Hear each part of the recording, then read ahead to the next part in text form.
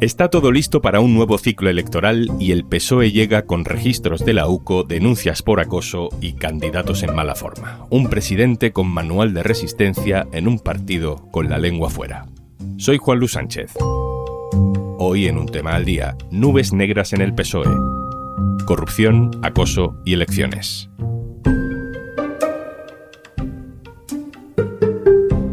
Una cosa antes de empezar. ¿Conoces Kit Digital 360? Te cuento más al final del episodio. La corrupción sistémica, aquella que afectaba a todo el sistema democrático en nuestro país, acabó con la salida del Partido Popular del Gobierno de España en el año 2018. Esta frase la ha pronunciado este lunes Pedro Sánchez en su balance de fin de año. La dice en 2025, pero podría haberla pronunciado perfectamente, de hecho quizá lo haya hecho en 2020 o en 2022. Valdría para casi cualquier año de su presidencia, porque ese valor, el de la limpieza, como el del feminismo, el de podremos equivocarnos, pero sin corrupción, sin machismo, es la fragua de este gobierno, nacido de una moción de censura a Rajoy por la condena de la Gürtel y en plena ola feminista. Según el relato clásico de Pedro Sánchez, la corrupción sistémica había quedado abolida porque el nuevo gobierno no solo estaba limpio de la corrupción del PP, sino que estaba limpio de los viejos vicios personales del poder. Era una corriente limpia porque incluso se había enfrentado a la vieja guardia de su propio partido y compartía proyecto con los más exigentes compañeros de viaje, Podemos primero y Sumar después. Pero 2025 está terminando y dos exsecretarios de organización del partido han pasado por la cárcel y han aparecido personajes, Koldo García, Leire Díez, que parecen sacados de la época de los viejos vicios. Y hay registros de la Guardia Civil en varios ministerios, en empresas que contratan con la administración, en correos, y mientras crecen las denuncias por comportamientos machistas dentro del partido. ¿Son casos aislados, no sistémicos, como dice Pedro Sánchez? ¿O es que España no ha aprendido nada de los peores años del PP y todo sigue funcionando igual? ¿Es la corrupción un elemento con el que la política siempre tendrá que convivir? ¿Alguien no pudo hacer o no quiso hacer lo suficiente? Para entender si 2026 puede traer la tormenta política perfecta, vamos a intentar observar las nubes negras que acechan al gobierno. José Manuel Romero, hola. ¿Qué tal? Buenas. José Manuel Romero es director adjunto del diario.es. Romero, empecemos explicando el nuevo quién es quién, porque hay nuevas tramas de corrupción que afectan al gobierno y hay personas que no teníamos del todo ubicadas. Por ejemplo, este trío que detiene la semana pasada a la UCO y que luego, es liberado por el juez, pero ahí están, pendiente de la investigación, son Anchón Alonso, Leire Díez y Vicente Fernández. Anchón Alonso. De él ya hemos hablado, Romero, en otros episodios en los que explicábamos la trama de Santos Cerdán. Pero recuérdanos quién es, qué papel desempeña en esta nueva trama que se nos abre. Anchón Alonso sería un empresario navarro con vinculaciones directas con el que fue secretario general del PSOE, Santos Cerdán, que colabora en muchos proyectos de obras allí en Navarra y en otros lugares. Colabora en un porcentaje muy pequeñito de esas obras, a las que va en muchos casos en unión con Acciona, por ejemplo, y que está siendo investigado en distintas causas. Vamos con Leire Díez, que sabemos que se presentaba como periodista de investigación. Esto no se lo creía nadie. Otras veces se decía de ella que era militante socialista. En otras ocasiones la hemos escuchado en audios prometer favores delictivos. No sé si estas últimas noticias nos ayudan a entender un poco mejor al personaje y su participación en estas tramas. No mucho, porque la pieza que se está investigando en la Audiencia Nacional está secreta y, por tanto, lo que conocemos de esa pieza son apenas 3 autos del juez de apenas 4 folios donde se justifica el por qué se toman medidas cautelares contra Leire Díez, entre otras personas. De hecho, el único dato que hay, que tampoco está 100% confirmado, es que Leire Díez pudo haber cobrado una mordida al menos de 21.000 euros por parte de esta trama corrupta, envuelta o camuflada o escondida o maquillada en una supuesta compraventa de un coche de marca Skoda por 21.000 euros, y ha trascendido muy poquito de los informes o bien de la UCO o bien de la Fiscalía Anticorrupción, que es la que ha impulsado esta causa, sobre en qué consiste esta trama. Hay muy poca información. El tercer nombre es el más desconocido, Vicente Fernández. Es expresidente de la Sociedad Española de Participaciones Industriales, de la SEPI, una especie de entidad pública para invertir en nombre del Estado en determinadas empresas privadas. ¿Quién es?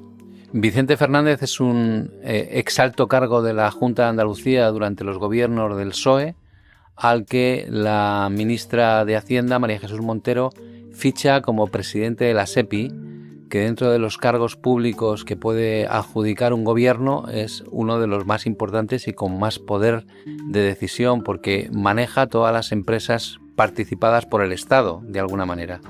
Pero en ese cargo apenas está 15 meses, porque en octubre de 2019 le cesan como presidente de la SEPI debido a que está imputado en la causa de la mina de Aznalcóllar, causa que se ha resuelto ahora con la absolución de todos los acusados, que es una causa que instruyó la jueza Laya. Lo que la UCO o la Fiscalía Anticorrupción entienden de lo que ha hecho Vicente Fernández desde que dejó la SEPI hasta ahora es influir para amañar contratos a favor de empresas que supuestamente a él le pagaban una mordida por esos contratos que conseguía. A él, a Anchón Alonso y a Leire Díez. ¿Por qué a Anchón Alonso está relacionado con Vicente Fernández? Porque Anchón Alonso le contrata cuando Vicente Fernández está en el paro en el año 2021 y le mantiene en nómina entre el año 2021 y el año 2023.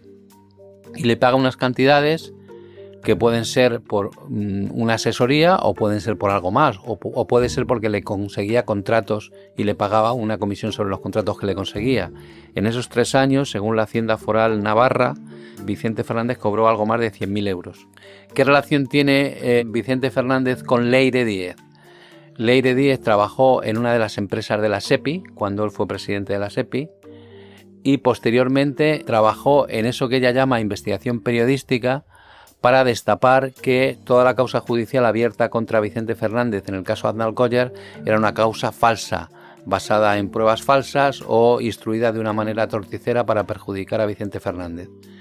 Esa es la relación que conocemos entre estas 3 personas. Anchón Alonso, el constructor, contrató a Vicente Fernández. Leire Díez, la ex concejal socialista, lo que hacía era ayudar a Vicente Fernández en la causa judicial que tenía abierta por la mina de Aznalcóllar. Claro, mencionamos a Anchón Alonso, a Servinávar, pero hay que insistir, no estamos hablando de la misma trama Koldo, Ábalos, Santos Cerdán. Esto que se ha destapado estos días es otra trama, aunque algunos protagonistas sean los mismos. ¿Cómo unimos esa línea de puntos? ¿Forma todo parte de lo mismo? ¿Sabemos algo de esto? Es otra trama, pero sin duda deben estar ligadas o vinculadas de alguna manera. ¿Cómo aterriza Vicente Fernández, expresidente de la SEPI, en Servinávar?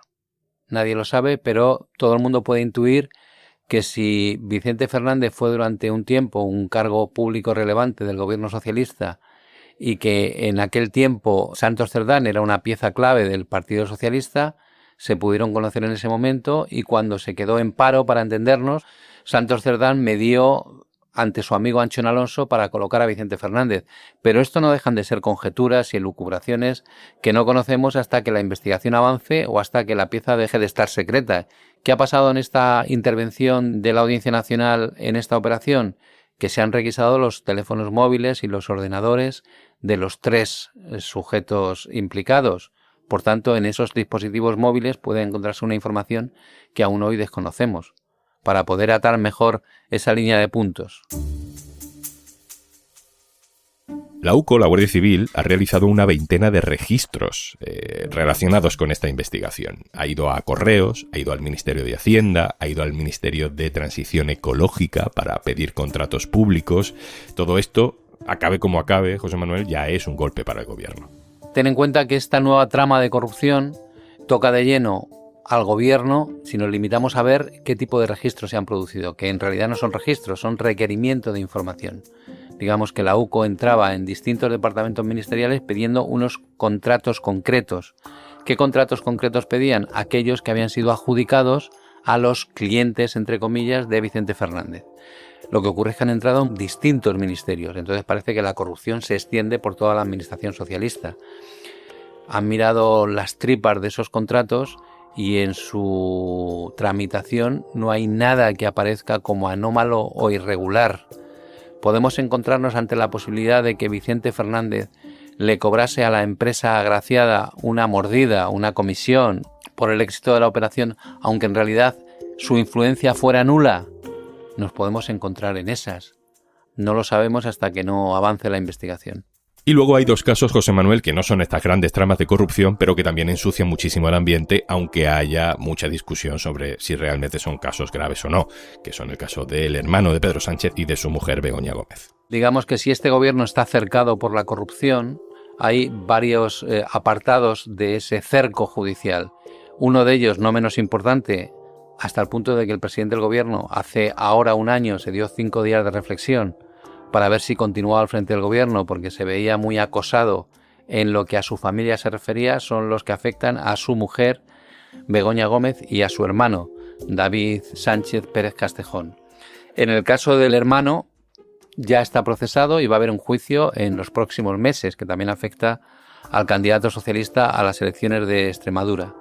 Y en el caso de su mujer todo indica que dentro de unos meses y antes de que el juez Peinado se jubile, que es en septiembre del año 2026, llegará el auto de procesamiento por alguno de los múltiples delitos que es investigada Begoña Gómez.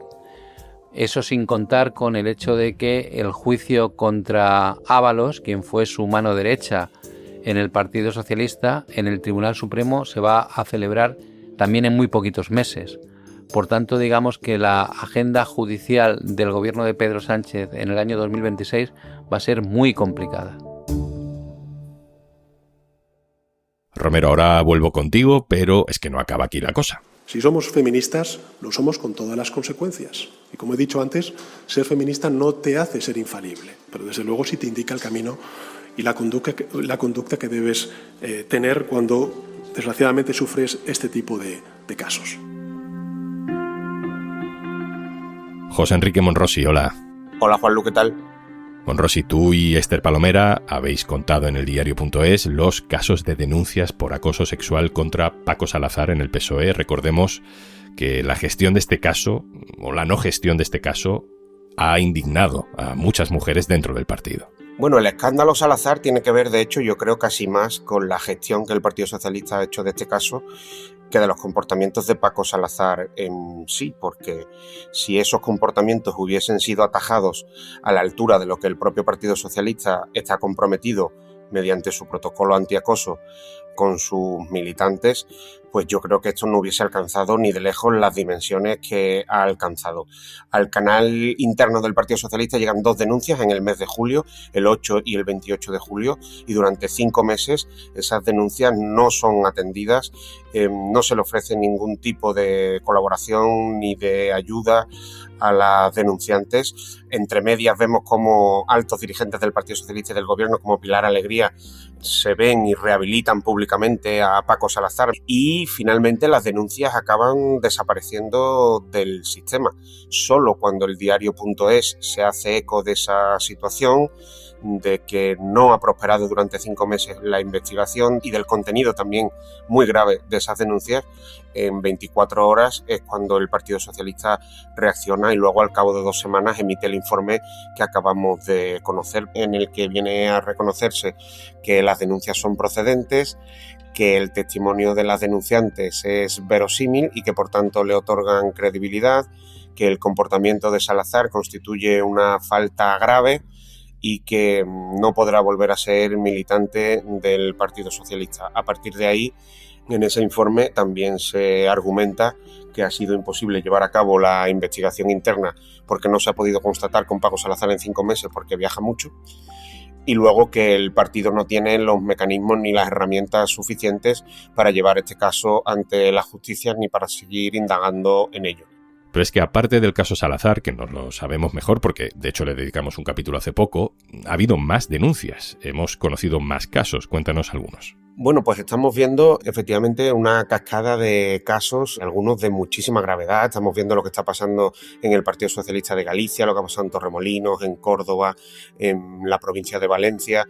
Una cascada de casos que yo creo que tiene mucho que ver con que hay un montón de mujeres que después de haber salido a la luz de este caso, pues se han sentido menos solas, más acompañadas y seguramente con más fuerza o con más valor de dar un paso adelante. Yo creo que la moraleja de todos estos días es que en realidad sí ha servido, aunque sea para que otras compañeras del Partido Socialista se sienten más arropadas, menos solas, que no son tachadas como unas histéricas, unas despechadas o unas exageradas, y que hay otras compañeras en el Partido Socialista y también seguramente en el resto de partidos, por supuesto, y en el resto de esferas de la sociedad, pues que pasan por las mismas situaciones y que por eso, pues esta vez sí han querido dar el paso al frente. Romero, vuelvo contigo y terminamos. Todo esto pasa en una semana en la que hay elecciones extremeñas, en las que se convocan elecciones además anticipadas para Aragón en febrero. ¿Cómo ves al PSOE? ¿Cómo llega a este ciclo electoral? Llega bajo mínimos, efectivamente. Los candidatos a las próximas citas electorales llegan muy quemados en relación además con este caso de acoso. Tanto en Andalucía, que será la última de las convocatorias electorales antes de las generales, que será María Jesús Montero, la candidata, y que tiene por un lado el asunto de la corrupción porque su presidente de la SEPI está imputado en este caso del que hemos hablado. Por otro lado, Paco Salazar, el principal dirigente del caso de acoso sexual en el PSOE, es un dirigente andaluz y por tanto ella lo tiene especialmente difícil. Pero Pilar Alegría en Aragón también lo tiene difícil porque su última foto en una comida con Paco Salazar, cuando ya había sido destituido de sus cargos por acoso sexual, tampoco le hace mucho favor. Y el candidato extremeño es que está procesado en relación con el caso que afecta al hermano de Pedro Sánchez. Por tanto, las perspectivas electorales del PSOE son bastante mejorables, por no decir que son bastante negativas en relación con lo que dicen todos los sondeos, que van a tener una bajada espectacular. Y ya en el año en el que fueron las elecciones en estos 3 territorios, tuvieron un mal resultado en el PSOE y perdieron los gobiernos de esos 3 sitios, ¿no? José Manuel Romero, muchas gracias. Gracias a ti. José Enrique Monrosi, gracias también a ti, compañero. Gracias a vosotros, un abrazo. Y antes de marcharnos... Kit Digital 360 es un portal que ofrece una mirada completa sobre Kit Digital, donde puedes consultar los principales datos del programa. Kit Digital es una iniciativa cuyo objetivo es mejorar la digitalización de pymes y autónomos. Entra en kitdigital.red.es y descubre el impacto del programa en pymes y autónomos. Kit Digital es un programa del Gobierno gestionado por Red.es. Colabora Cámara de Comercio de España. Financiado por la Unión Europea. Next Generation. Plan de recuperación. Gobierno de España. Esto es Un Tema al Día, el podcast del diario.es. Si te gusta lo que hacemos, necesitamos tu apoyo. Hazte socio, hazte socia en eldiario.es/Un Socio al Día. Este podcast lo producen Carmen Ibáñez, Marcos García Santonja, Lucía Martínez y Izaskun Pérez. El montaje es de Pedro Nogales. Yo soy Juan Luis Sánchez. Mañana, otro tema.